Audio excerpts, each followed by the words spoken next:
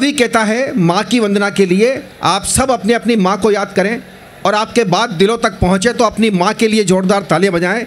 एक कवि ने लिखा, पहले सुन लें, एक कवि ने लिखा कि माना कि मैं फूलों के बिछोने नहीं देता, माना कि मैं फूलों के बिछोने नहीं देता, पर माँ को किसी बात पे रोने नहीं देता।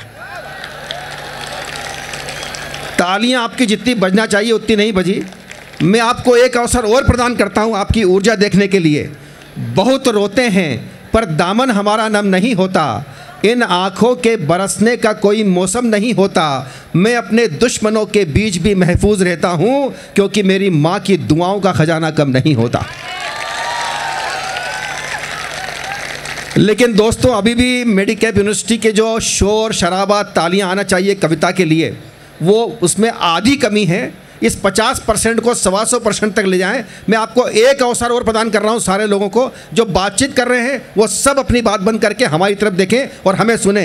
एक कवि ने लिखा, पंकज पलाश, कि जन्म देते ही माँ बच्चे में धन छोड़ देती है, वो उसकी धड़कनों में अपनी धड़कन छोड़ देती है। और जो नहीं करते हैं सम्मान अपने माँ पिताओं का, उनके घरों की तुलसी भी आंगन छोड़ देती है।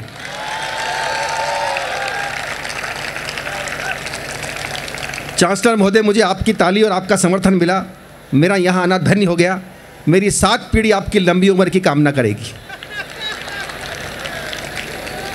और थोड़ा तालियों का जोश अभी मुझे कम दिख रहा है। मैं एक अवसर और प्रदान करता हूँ।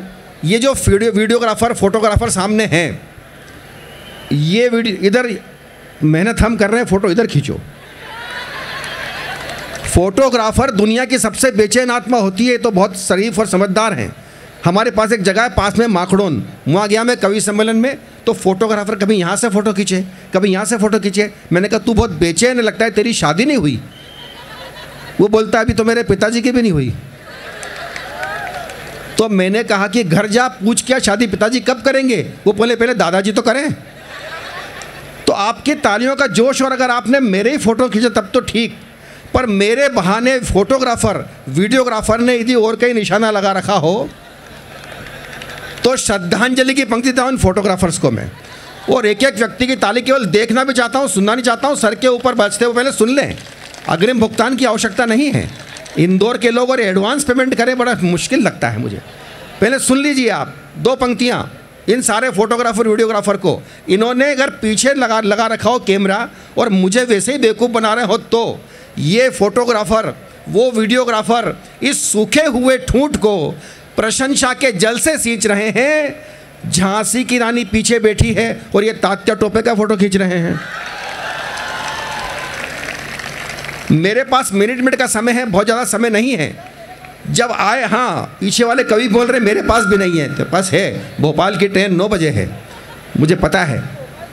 पटनायक साहब, जब मैं यहाँ पाया तो हमारे हल्दर जी मिल गए मुझे, शर्मा जी, और उन्होंने मुझे पहचान लिया। पहले कभी मिले थे मुझसे कि आप कुछ कवियों ने हमारे प्रोफेशन को बदनाम कर रखा है कि मदिरा पान कर लेते हैं और मंच को दूषित करते हैं, मंच की पवित्रता ख़त्म करते हैं। तो मुझसे उनने पूछा कि अशोक भाटी? मैंने कहा हाँ अशोक भाटी। बोले कवि? मैंने कहा हाँ कवि। तो बोले फिर तो कुछ पीते होंगे? मैंने कहा देखो शर्मा जी, यदि आपका ये प्रश्न है तो नहीं, और यदि प्रस्ताव है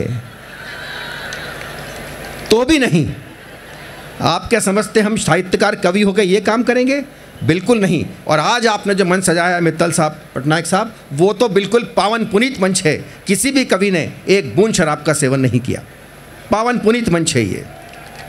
और अगली बात पर शायद तालियां इससे ज़्यादा बजेगी, सबकी बजेगी। और ये पावन पुनीत इसलिए भी रह गया क्योंकि हमारे लिए इंतज़ाम भी नहीं था। इंतज़ाम भी होता तो ये पावन पुनीत ही रहता, क्योंकि मैं अच्छी तरह जानता हूँ मंच पर आज जितने कवि हैं, इनमें से किसी भी कवि ने पूरे जीवन काल में कभी एक बूंद शराब का सेवन नहीं किया, एक बूंद शराब का सेवन नहीं किया। और अगली बात पर सारा सदन ताली बजाएगा, मेरा विश्वास है। एक बूंद शराब का सेवन नहीं किया। और भगवान महाकाल मुझे इस बड़े झूठ के लिए माफ़ करे।